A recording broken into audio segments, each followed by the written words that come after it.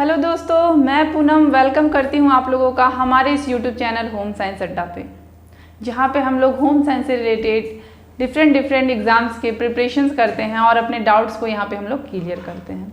अभी तक जो हम लोगों ने क्लासेस पढ़े हैं उसमें क्या हम लोगों ने देखा, होम मैनेजमेंट को देखा और होम मैनेजमेंट के मोटिवेटिंग फैक्टर्स को देखा हम लोगों ने, ठीक ना। तो मुझे लगता है ये 2 चैप्टर हम लोगों का बहुत अच्छी तरह से क्लियर हो गया होगा। आगे आज हम लोग देखेंगे डिसीजन मेकिंग, कि होम मैनेजमेंट में डिसीजन मेकिंग का क्या रोल है और डिसीजन मेकिंग में अक्सर एग्जाम में कैसे क्वेश्चंस पूछे जाते हैं उसको भी हम लोग यहाँ पे देखेंगे, ठीक ना। तो आइए आज हम लोग अपना जो है क्लास स्टार्ट करते हैं डिसीजन मेकिंग से। तो ये है हमारा डिसीजन मेकिंग, जिसको हम लोग क्या कहते हैं, निर्णय प्रक्रिया। निर्णय प्रक्रिया। आखिर गृह व्यवस्था में डिसीजन मेकिंग की जरूरत क्यों पड़ी? निर्णय प्रक्रिया की क्या आवश्यकता है गृह व्यवस्था में? तो देखिए, अगर हम लोग बात करें अपने जीवन की, तो हमारे जीवन में लगभग देखिए कोई ना कोई समस्याएं आती ही रहती हैं। वो कभी बड़ी समस्याएं हो सकती हैं, कभी छोटी समस्याएं भी हो सकती हैं, लेकिन समस्याएं तो समस्याएं ही होती हैं और उन समस्याओं को हल करने के लिए हमें कोई ना कोई एक विकल्प ढूंढना ही होता है, ठीक ना। हमें किसी न किसी एक निर्णय पे पहुंचना ही होता है, ठीक ना। और यही विकल्प जब हम लोग ढूंढ लेते हैं तो हमारा आगे का रास्ता क्या होता है, सरल हो जाता है। तो यहाँ पे भी देखिए, जब हम लोग गृह प्रबंधन की जो प्रक्रिया करते हैं, जिसमें हम लोग जब प्रबंधन प्रक्रिया करते हैं तो उसके हर कदम पे हमें डिसीजन लेना होता है। जैसे हम लोगों ने पहले बात की थी, गृह प्रबंधन में जो गृह प्रबंधन होती है उसमें आयोजन, संगठन, नियंत्रण और मूल्यांकन, ये 4 जो है प्रक्रियाएं भाग लेती हैं, ठीक ना। तो इन प्रक्रियाओं को हम जब अरेंज करते हैं, हम जब प्लानिंग करते हैं, उसी समय हमें हर स्टेप पे डिसीजंस लेने पड़ते हैं। जैसे मान लीजिए कि एक बात करते हैं एग्जाम्पल से। जैसे मान लीजिए कि एक व्यक्ति है, ठीक ना, उसको वो रास्ता पकड़ के जा रहा है, एक सीधा रास्ता पकड़ के जा रहा है, सीधा रास्ता ये जो व्यक्ति है पकड़ के जा रहा है, ठीक ना।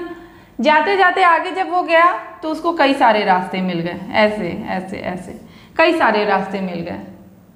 अब उसे समझ में नहीं आ रहा है कि मैं किस रास्ता को पकड़ूं कि मुझे अपने मंजिल तक जाने में, ठीक ना, मंजिल तक मैं क्या करूं, पहुंच सकूं, ठीक ना। ये रास्ता जो है क्या है, उबड़ खाबड़ है, ये रास्ता जो है क्या है, कच्चा है, ये रास्ता जो है क्या एकदम पक्का रास्ता है, इस रास्ते में पानी का जमाव है और ये रास्ता जो है वो क्या है, टूटा फूटा सा है। अब इस व्यक्ति को समझ में नहीं आ रहा है कि मैं कौन सा रास्ता पकड़ूं, जिस रास्ते को पकड़ के मुझे क्या करना है, अपनी मंजिल तक पहुंचना है। किस रास्ते को मैं पकड़ के आगे चलूं कि मैं अपनी मंजिल तक पहुंच सकूं, ठीक ना। जब ये व्यक्ति आते आते यहाँ तक आ गया, कहाँ तक, यहाँ तक जब ये व्यक्ति आ गया, तब वह सोचने लगा कि आगे मैं अब क्या करूं, मैं किस रास्ते को पकड़ूं, किस रास्ते को पकड़ूं कि मैं अपने यहाँ तक जो मेरा ये टारगेट है यहाँ तक मैं पहुँच सकूं। तो इस व्यक्ति को अब यहाँ पे सोचने की ज़रूरत है। ऐसा नहीं कि वो कोई भी रास्ता पकड़ ले, क्योंकि कोई भी रास्ता अगर हम पकड़ लेंगे तो हम जरूर, ये आवश्यक नहीं है या फिर ये निश्चित नहीं है कि हम अपने मंजिल तक पहुँच पाएंगे। रास्ते तो ये सारे जा रहे हैं, लेकिन यहाँ पे सूझबूझ की ज़रूरत है कि किस सूझबूझ का इस्तेमाल करें जिससे कि हम अपने मंजिल पे पहुँच सकें। तो इस व्यक्ति को यहाँ पे सोचने की ज़रूरत है कि कौन सा रास्ता सही है। विकल्प नंबर 1, विकल्प नंबर 2, विकल्प नंबर 3, विकल्प नंबर 4 और विकल्प नंबर 5। जब यह व्यक्ति सोचेगा समझेगा तो उसे यह महसूस होगा कि यह रास्ता क्या है, उबड़ खाबड़ है, जिससे मुझे चलने में क्या होगी, दिक्कत होगी और मैं अपने मंजिल तक, अपने लक्ष्य तक लेट से पहुंचूंगा, या हो सकता है मैं थक जाऊं और समय पे ना मैं पहुंच पाऊं। दूसरा रास्ता जो है वो क्या है, दूसरा रास्ता जो है वो टूटा फूटा रास्ता है। तो यहाँ पे भी व्यक्ति थोड़ा अगर सूझबूझ लगाएगा तो ये समझ सकता है कि इस रास्ते से भी मैं जाऊँगा तो हो सकता है मैं अपने लक्ष्य तक नहीं पहुँच पाऊँ। तीसरा रास्ता जो है एकदम सीधा है, ठीक ना, और ये पक्की सड़क है, तो ये उसे लग सकता है कि हाँ ये तो पक्की सड़क है, शायद मुझे चलने में भी दिक्कत नहीं होगा और मैं कम समय में अपनी दूरी को तय कर लूँगा। चौथे रास्ते को जब वो देखता है तो देखता है कि ये तो कच्ची सड़क है, तो हो सकता है वो ये सोच सकता है कि अगर बारिश का मौसम है तो हो सकता है ये कच्ची सड़क भी खराब हो और मुझे पहुँचने में लेट हो। और पांचवी सड़क के विषय में भी ये ऐसे ही अनुमान लगा सकता है। तो इन पांचों विकल्पों में से वो देखेगा जो सबसे उत्तम विकल्प है, जो सर्वश्रेष्ठ विकल्प है, ठीक ना, उसको चुनेगा और अपने लक्ष्य की प्राप्ति करेगा। तो यहाँ पे इसने क्या किया, यहाँ पे ये जो इसकी समस्या है, इसको समस्या को काटते हुए इसने इस रास्ते का चुनाव किया। यहाँ पे अपनी समस्या को क्या किया, काट दिया, ठीक ना। तो निर्णय प्रक्रिया की अगर हम लोग बात करें तो निर्णय प्रक्रिया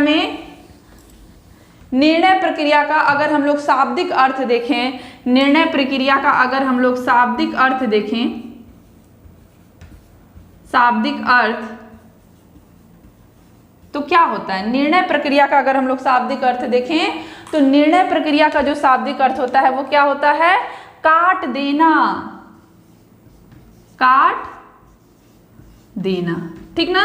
क्या होता है शाब्दिक अर्थ, निर्णय प्रक्रिया का जो शाब्दिक अर्थ होता है वो क्या होता है, काट देना। तो हमारे जो जीवन है इसमें बहुत सारी समस्याएं आती हैं, इन समस्याओं को काटते हुए हमें किसी बिंदु पे पहुंचने के लिए क्या लेना पड़ता है, निर्णय लेना पड़ता है। तो यहां तक तो आप लोग समझ गए होंगे। और अगर निर्णय का अर्थ देखें हम लोग, ठीक ना, तो निर्णय का अर्थ क्या होता है, और काट देने का शाब्दिक अर्थ जो है, शाब्दिक अर्थ काट देना अर्थात इसके टक्कर का दूसरा विकल्प नहीं होना। इसका शाब्दिक अर्थ क्या है, काट देना अर्थात इसके टक्कर का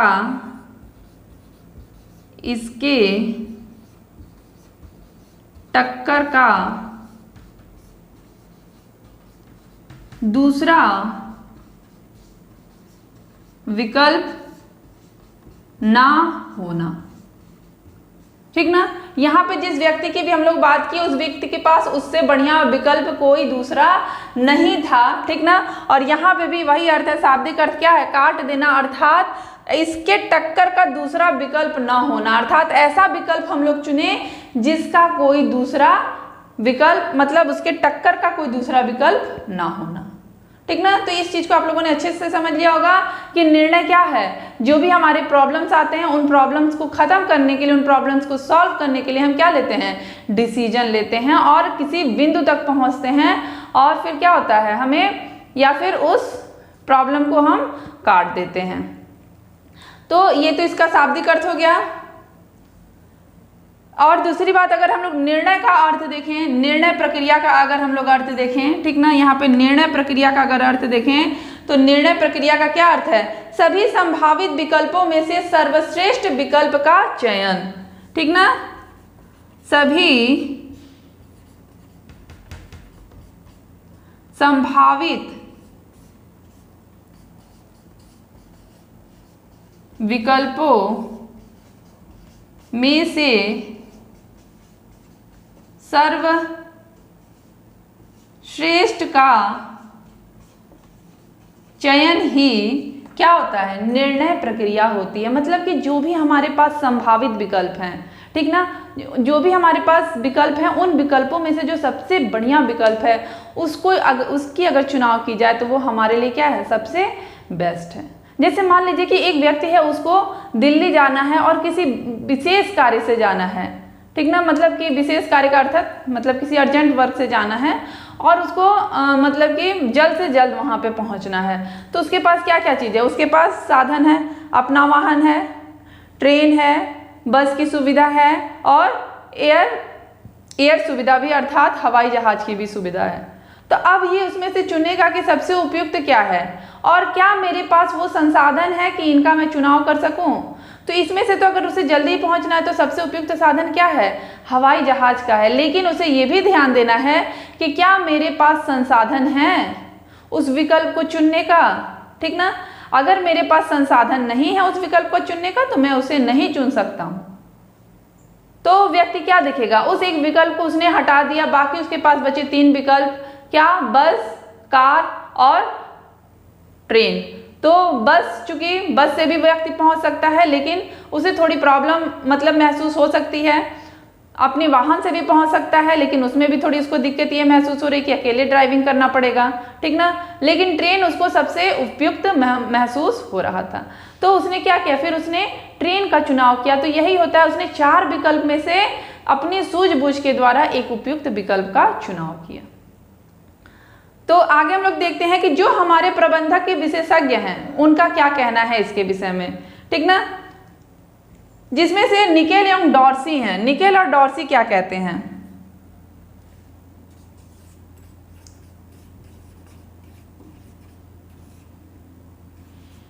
निकेल एवं डॉर्सी। निकेल और डॉर्सी ये कहते हैं कि किसी समस्या के हल के लिए अनेक संभावित विकल्पों में से किसी एक का चयन, मतलब किसी भी समस्या है उसको हल करने के लिए जितने भी हमारे विकल्प हैं उन विकल्पों में से किसी एक विकल्प का चयन करना ही क्या है, निर्णय प्रक्रिया है। निकेल और डॉर्सी क्या कहते हैं, इनका ये कहना है कि जितने भी किसी भी समस्या को हल करने के लिए जो भी हमारे पास संभावित विकल्प हैं उनमें से किसी एक विकल्प का चयन करना ही क्या है, निर्णय प्रक्रिया है। आगे जो है हमारे ग्रॉस महोदय, ग्रॉस और क्रेडल। ग्रॉस और क्रेडल क्या कहते हैं,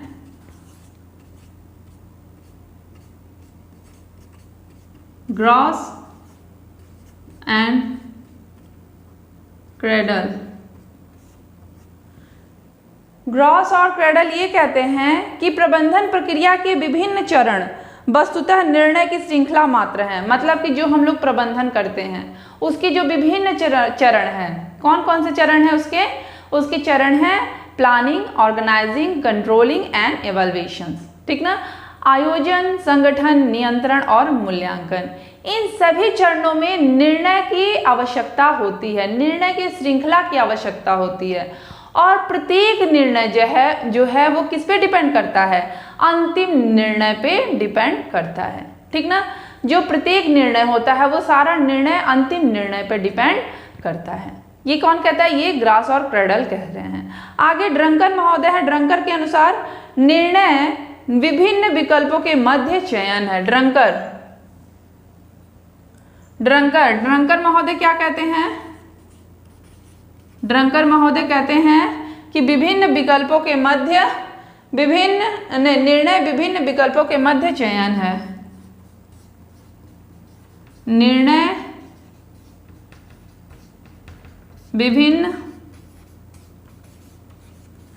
विकल्पों के मध्य क्या है, चयन है, ठीक ना। बातें सारी वही हैं, बस किसी ने किधर से घुमा के कान पकड़ लिया, किसी ने किधर से घुमा के कान पकड़ लिया, बातें सारी वही हैं, ठीक ना। लेकिन जो ये हमारे विशेषज्ञ हैं इनके कथन को भी, इनके जो भी स्टेटमेंट हैं उनको भी आपको ध्यान देना और लर्न करना आवश्यक है, क्योंकि किसी भी स्टेटमेंट को पूछ लिया जाता है कि ये किसके द्वारा कहा गया है, ठीक ना।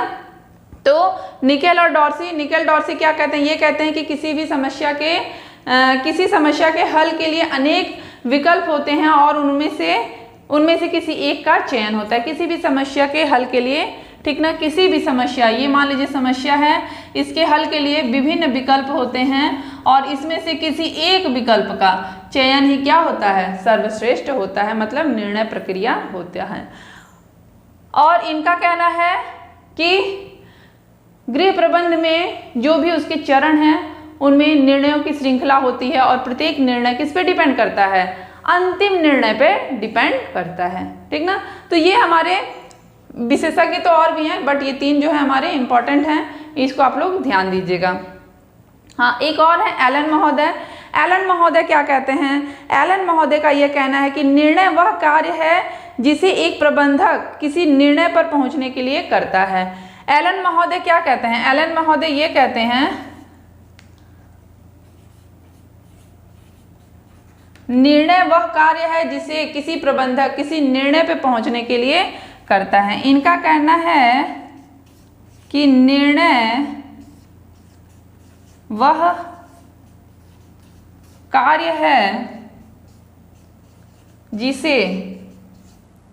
जिसे कोई प्रबंधक किसी निर्णय पे पहुंचने के लिए करता है, जिसे कोई प्रबंधक किसी निर्णय पर पहुंचने के लिए करता है। ठीक ना, कोई कंफ्यूजन यहाँ तक कोई कंफ्यूजन नहीं होगा है तो एक बार आइए फिर से रिवीजन कर लेते हैं। हम लोग पहले आज डिसीजन मेकिंग पढ़ रहे हैं, किसमें, होम मैनेजमेंट में। निर्णय प्रक्रिया, गृह व्यवस्था में निर्णय प्रक्रिया पढ़ रहे हैं। निर्णय प्रक्रिया क्या है? निर्णय प्रक्रिया के अगर हम लोग शाब्दिक अर्थ को देखते हैं तो शाब्दिक अर्थ क्या है? काट देना। अर्थात क्या है? अर्थात इसके टक्कर का दूसरा विकल्प ना होना। ठीक ना,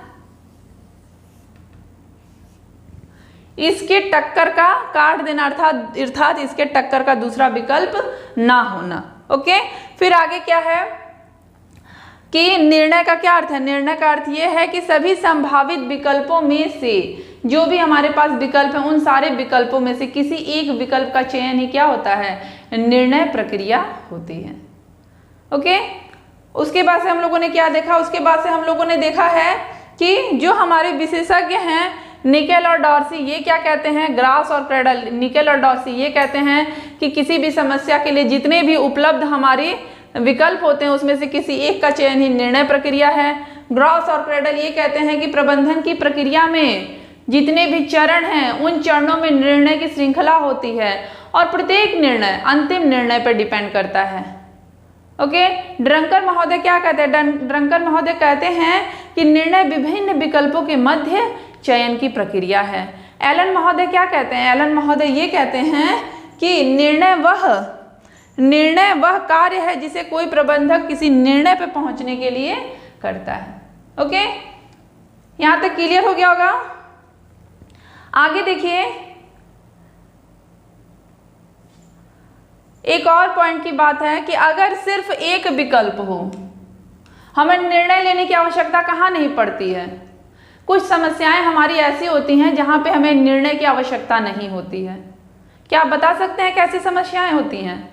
जी हाँ, कुछ समस्याएं हमारी ऐसी होती हैं जहां पे हमें निर्णय लेने की कोई आवश्यकता नहीं होती है। वहां पे मात्र एक ही विकल्प होता है और हमें उसी एक विकल्प का चयन करना होता है। ठीक ना, जैसे मान लीजिए कि आपको कहाँ जाना है? आपको आउट ऑफ इंडिया जाना है। सपोज आपको आउट ऑफ इंडिया तो मान लीजिए दूर, जैसे मान लीजिए कि आपको अमेरिका जाना है, तो वहाँ पे आप ये नहीं सोच सकते हैं कि आपको अपने वाहन से जाना है, ट्रेन से जाना है, बस से जाना है या एरोप्लेन से जाना है। वहाँ के लिए सिर्फ आपके पास एक ही साधन है और वो क्या है? एरोप्लेन है। जैसे मान लीजिए घर पे कोई फंक्शन हो गया और आप मूड बना रहे होंगे कि मैं इस प्रकार की साड़ी पहनूंगी, ऐसी साड़ी पहनूंगी, ऐसा साड़ी या फिर ऐसा ड्रेस मैं पहनूंगी, मैं जाऊंगी मार्केटिंग करने, ये वो। लेकिन आपके पिताजी जो हैं या फिर आपकी मम्मी ने आपके लिए उस फंक्शन के लिए ड्रेस ला दिया, तो अब आपके पास वही विकल्प है कि आप उसी ड्रेस को पहने। ठीक ना, तो वहाँ पे वैसे आप जाते तो 50 दुकान घूमते, 50 ठो ड्रेस देखते, आपके समय की भी हानि होती। लेकिन यहाँ पे चूंकि जब हमारे पास एक विकल्प होता है तो हमारे समय की हानि नहीं होती है और हमारा तर्क वितर्क सोचने की भी जो हमें तर्क वितर्क मतलब अपने आप से करके निर्णय लेना होता है वो भी स्थिति नहीं क्रिएट होती है और हमें बिना सोचे समझे उसी निर्णय को क्या करना पड़ता है? मानना पड़ता है। तो यहाँ पे कुछ परिस्थितियाँ ऐसी होती हैं, कुछ समस्याएं ऐसी होती हैं। आगे हम लोग देखेंगे कि कुछ हमारे विशेषज्ञ जो हैं वो प्रबंधन में निर्णय प्रक्रिया के क्या रोल को क्या कहते हैं, उनका क्या कहना है, प्रबंधन में निर्णय का क्या मतलब रोल है, उसके विषय में क्या बताते हैं। सबसे पहले प्रबंधन में निर्णय, प्रबंधन का हृदय निर्णय है। प्रबंधन का हृदय कौन है? निर्णय है। फिर प्रबंधन का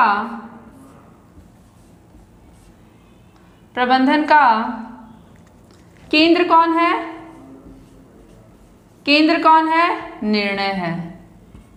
प्रबंधन की आत्मा कौन है? आत्मा कौन है भाई? निर्णय है। ठीक ना। फोर्थ है प्रबंधन का मूल कौन है? निर्णय है। समझ गए? ये सारे क्या है? हमारे निर्णय हैं। ये भी कौन है? निर्णय ही है। और ये भी कौन है? निर्णय ही है। तो क्यों निर्णय को इतना महत्व दिया गया है? क्योंकि आप लोग देखिए, अगर एक व्यक्ति जो है उसके घर कोई शादी का फंक्शन है और सारी जिम्मेदारी उसी के ऊपर है, मैरिज हॉल बुक करना, जितनी बुकिंग्स है वो सारे करना, ठीक ना, कितने मेहमान आएंगे उसका अरेंजमेंट करना, ठीक ना, मेहमानों की जो भी हमारे बाराती होंगे उनकी विदाई कैसे करनी है, या फिर खाने में क्या क्या बनवाना है, क्या क्या रखवाना है, ठीक ना, ये सारे जो हैं वो क्या हैं? ये एक शादी के फंक्शन में किया गया ये आयोजन होता है। तो जैसे मान लीजिए कि उस व्यक्ति को सबसे पहले क्या करना पड़ेगा? बुकिंग करना पड़ेगा। चीज़ों की बुकिंग जो है वो पहले कर लेनी पड़ती है, कम से कम 2-3 महीने पहले कर लेनी पड़ती हैं। शादी के टाइम पे ये पॉसिबल नहीं है, क्योंकि शादी के टाइम पे लगभग सारी चीज़ें बुक हो जाती हैं और फिर व्यक्ति को बहुत दिक्कत होती है। तो ये जो बुकिंग का काम होता है वो 2-3 महीने पहले ही कर लेना पड़ता है। तो जैसे मान लीजिए उसके पास कई सारे ऑप्शन है कि इधर सुंदर लॉन है, इधर मूर्ति लॉन है, इधर डायमंड लॉन है, इधर तिलक लॉन है। तो ये 4-5 लॉन में से सबसे बेटर लॉन कौन सा है जिसको हम बुक करें?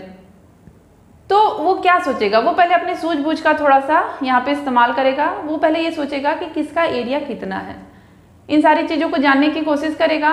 किसका किराया कितना है, किस जगह पे कितने लोग आ जाएंगे, किस मैरिज हॉल की कितनी कैपेसिटी है, किस मैरिज हॉल की क्या व्यवस्था है, किस मैरिज हॉल के पास कितना स्पेस है।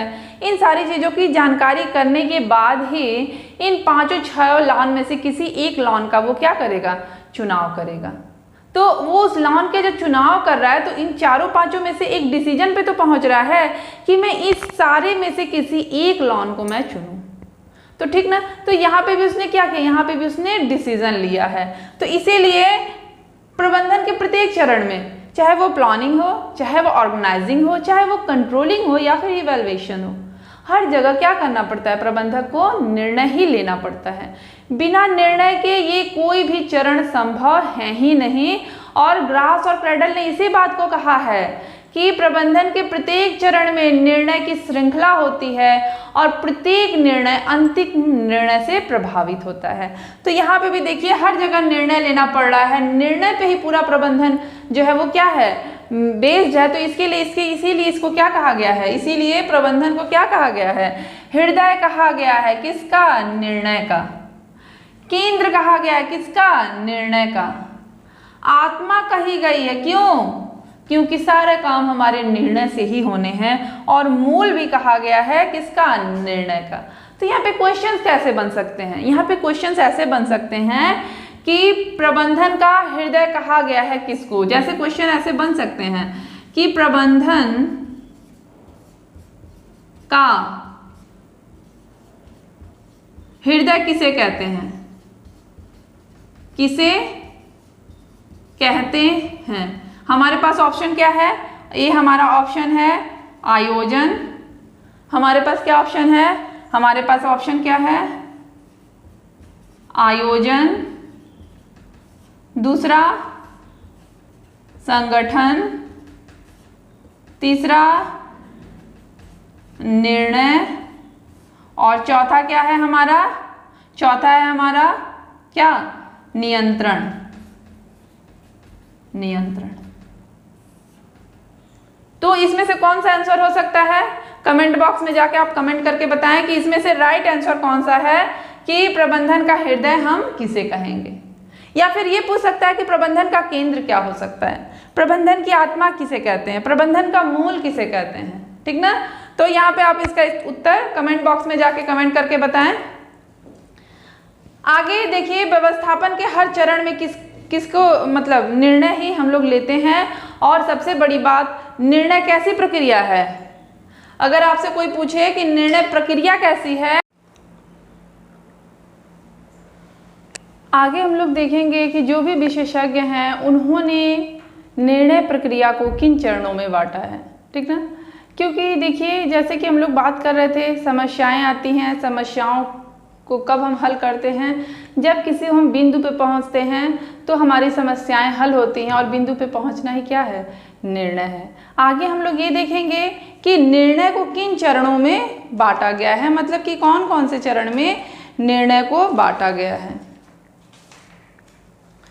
तो इसमें नाम आता है सबसे पहले किसका, सबसे पहले नाम आता है जॉन डीवी का। जॉन डीवी ने जो है निर्णय को 3 चरण में बांटा है। जैसे एग्जाम में क्या होते हैं, क्वेश्चंस कैसे आते हैं, एग्जाम में क्वेश्चंस बनते हैं, चरण के जो है दे दिए जाते हैं, या तो पूछा जाता है कि इनके अनुसार, ठीक ना, एलन के अनुसार कितने चरण हैं, या फिर जॉन डीवी के अनुसार कितने चरण हैं, या फिर ग्रॉस और क्रेडल के अनुसार कितने चरण हैं। तो हमें वहाँ पे फिर चरण बताना होता है, या फिर चरणों का जो क्रम होता है उस क्रम को ऊपर नीचे करके दे दिया जाता है, और उसको आपको क्रम में लगा के फिर आंसर वहाँ पे ट्रिक करना होता है। तो सबसे पहले हम लोग जान लें कि चरण कौन कौन से हैं और कितने हैं। सबसे पहले इसमें नाम आता है जॉन डीवी का।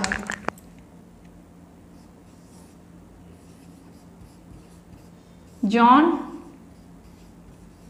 डीवी, जॉन डीवी जो है वो चरण को कितने भाग में बांटते हैं, जॉन डीवी जो है वो चरणों को 3 भागों में बांटा है। जॉन डीवी ने चरण को कितने भागों में बांटा है, इन्होंने चरणों को 3 भागों में बांटा है, जिसमें सबसे पहले है समस्या की पहचान करना। सबसे पहले क्या है, समस्या की पहचान करना। मतलब कि किसी भी चीज के विश्लेषण पे पहुंचने से पहले हमें ये जानना जरूरी है कि समस्या क्या है, ठीक ना। तो समस्या की पहले पहचान करना, उसके बाद से है विकल्प की पहचान करना, और फिर थर्ड है कौन सा विकल्प सर्वोत्तम है।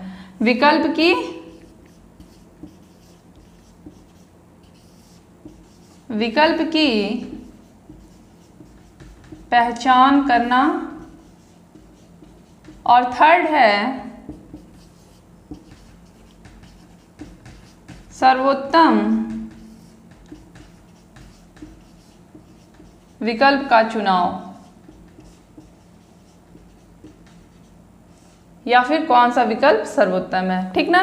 तो यहाँ पे जॉन डीवी ने 3 बताया। सबसे पहले इन्होंने बताया समस्या की पहचान करना, फिर इन्होंने बताया है विकल्प की पहचान करना, और फिर इन्होंने बताया है सर्वोत्तम विकल्प का चुनाव करना, ठीक ना।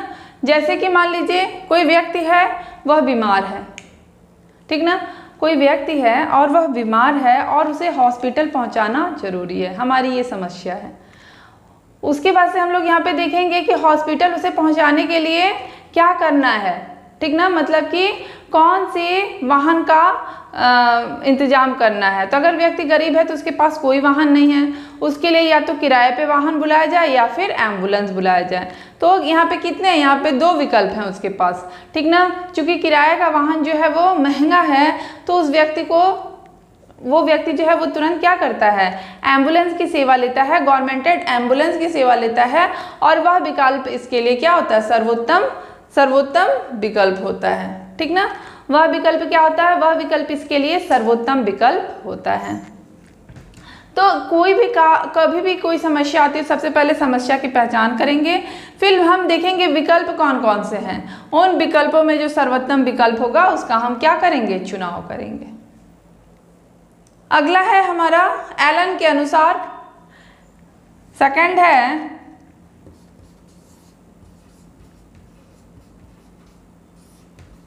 एलन के अनुसार।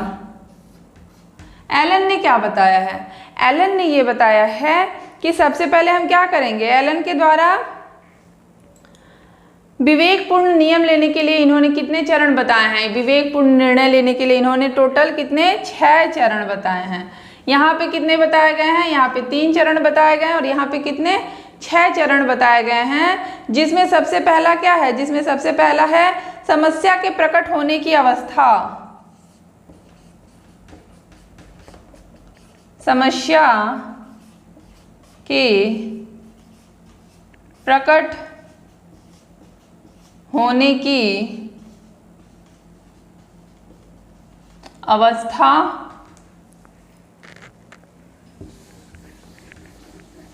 समस्या के प्रकट होने की अवस्था, इन्होंने एलन ने क्या बताया है, एलन ने 6 बताए हैं। सबसे पहला है समस्या के प्रकट होने की अवस्था, मतलब कि समस्या को जानना। सेकंड क्या है, सेकंड है हमारा तथ्यों को खोजना,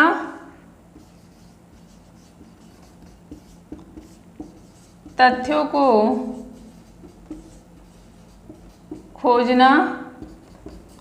थर्ड क्या है, थर्ड है हमारा वास्तविक समस्या की पहचान, वास्तविक समस्या की पहचान। फोर्थ है विकल्प की पहचान, अर्थात विकल्प की खोज, विकल्प की खोज। पांचवा क्या है, उत्तम दल का चुनाव, उत्तम दल का चुनाव। और छठा है क्रिया विधि का चुनाव,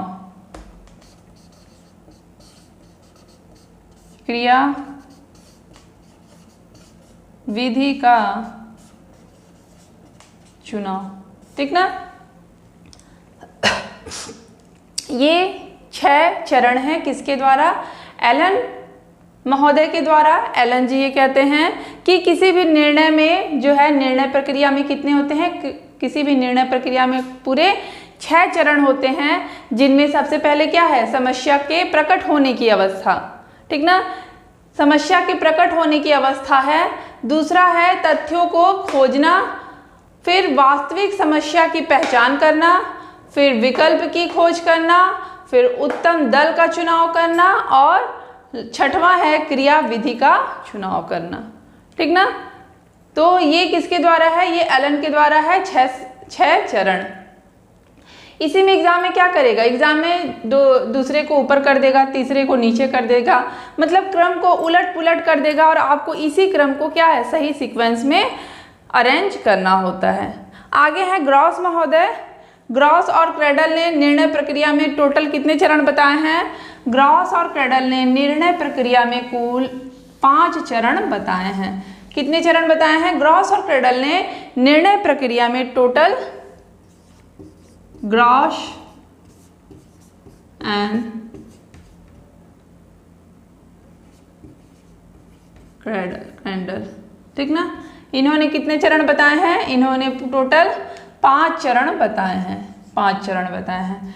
जिसमें सबसे पहले क्या है, जिसमें सबसे पहले है निर्णय किए जाने वाले समस्या को परिभाषित करना। जो भी जिस समस्या के लिए हमें निर्णय लेना है, उस समस्या को पहले परिभाषित करना, समस्या को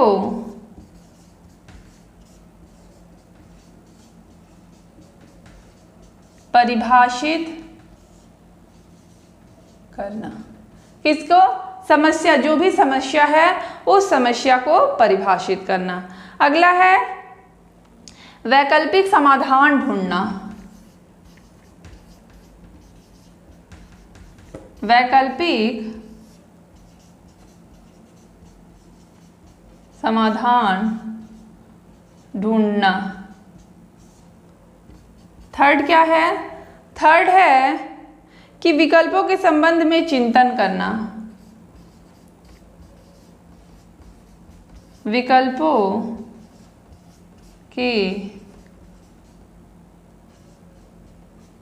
संबंध में क्या करना, चिंतन करना, चिंतन करना। फोर्थ क्या है, चौथा है कि एक विकल्प का चयन करना, किसी एक विकल्प का चयन करना, एक विकल्प का चयन करना। फिर अगला क्या है, निर्णय के उत्तरदायित्व को स्वीकारना। निर्णय के उत्तरदायित्व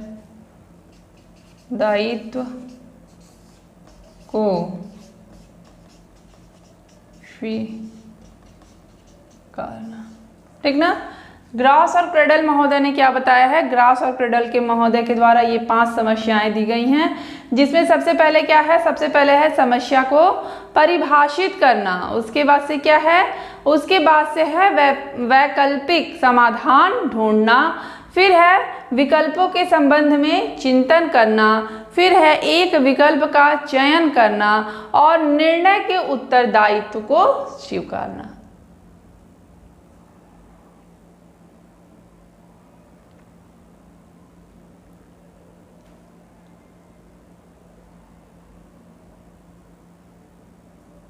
अगर हम इसे एक एग्जाम्पल से अगर समझें तो देखिए, कोई बच्चा है,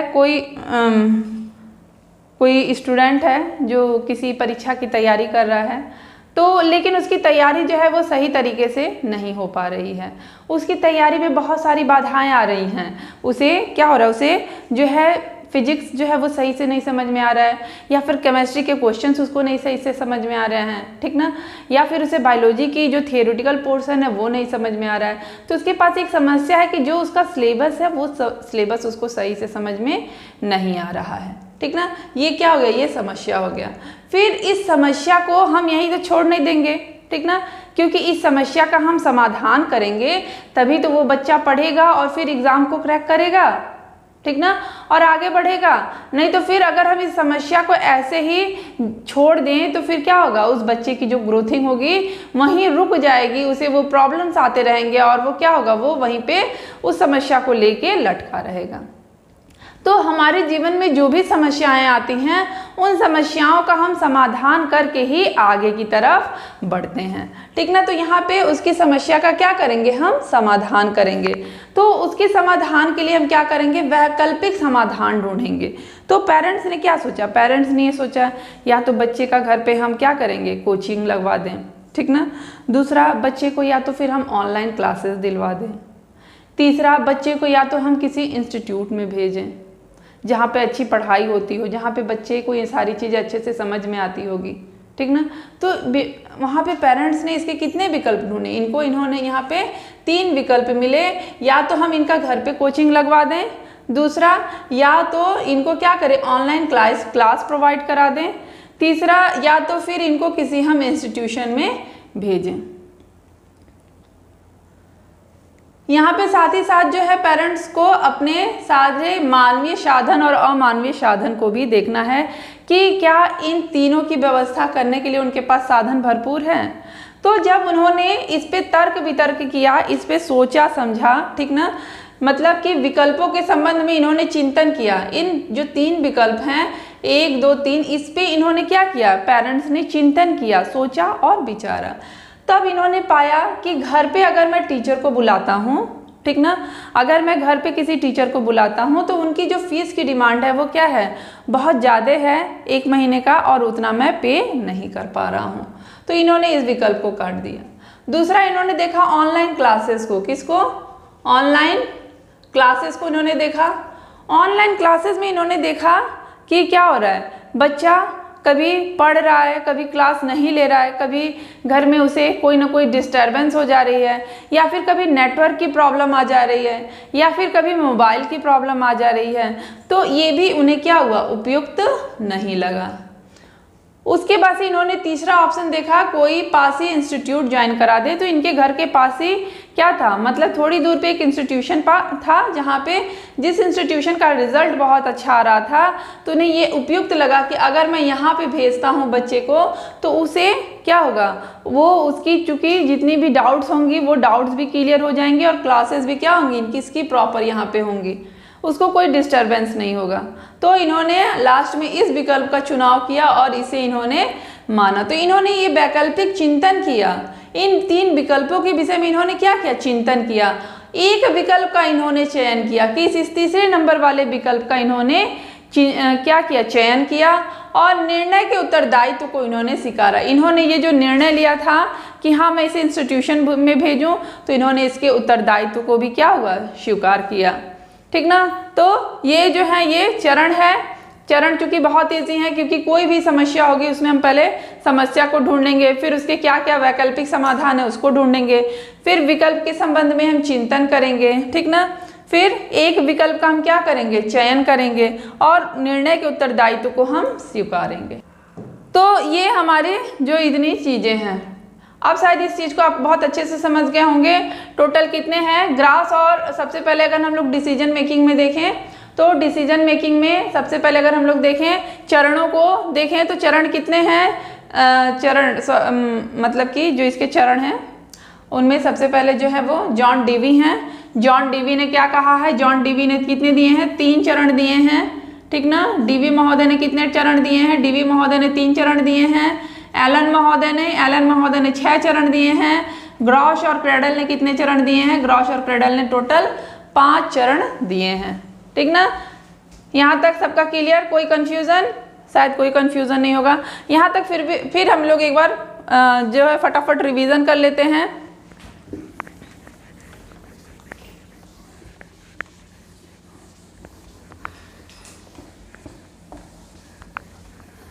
इसमें हम लोग क्या देखेंगे, इसमें हम लोगों ने देखा था सबसे पहले क्या देखा था, इसमें हम लोगों ने देखा था डिसीजन मेकिंग, जिसका शाब्दिक अर्थ क्या है, इसका शाब्दिक अर्थ क्या था, काट देना था।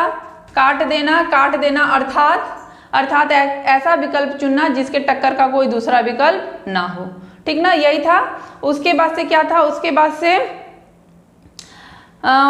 से ये था कि कोई दूसरा विकल्प ना हो, और डिसीजन मेकिंग अर्थात निर्णय प्रक्रिया की अगर हम लोग परिभाषा को देखें तो क्या है, सभी संभावित विकल्पों में से किसी एक विकल्प का चयन करना ही क्या है, निर्णय प्रक्रिया है।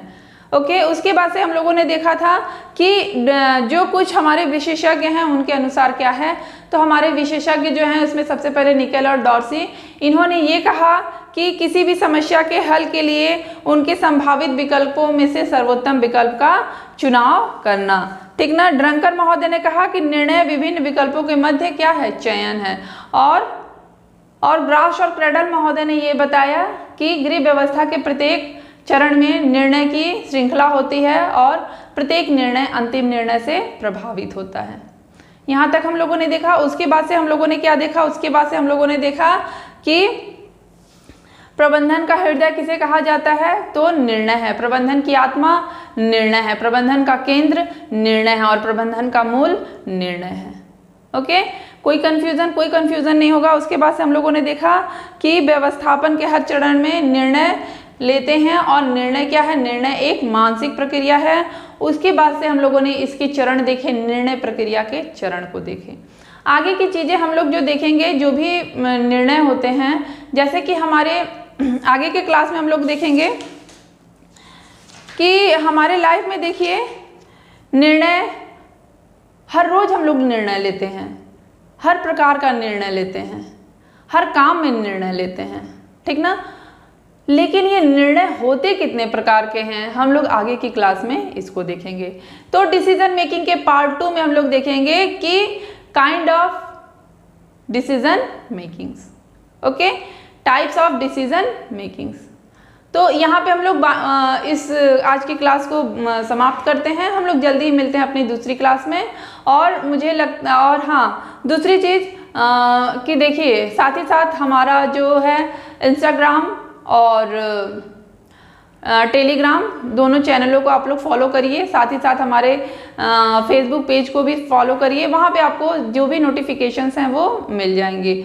और रही बात नोट्स की, तो नोट्स भी आपको बहुत जल्दी ही टेलीग्राम के प्लेटफॉर्म पे मिल जाएंगी। तो आप लोग जल्दी से जल्दी हमारे टेलीग्राम ग्रुप से जुड़ें, और इनका लिंक जो है वो किसी भी वीडियो के डिस्क्रिप्शन बॉक्स में आपको मिल जाएगा। तो आज की क्लास में बस इतना ही, और जल्दी मिलते हैं हम अपनी अगली क्लास में। Okay, thank you.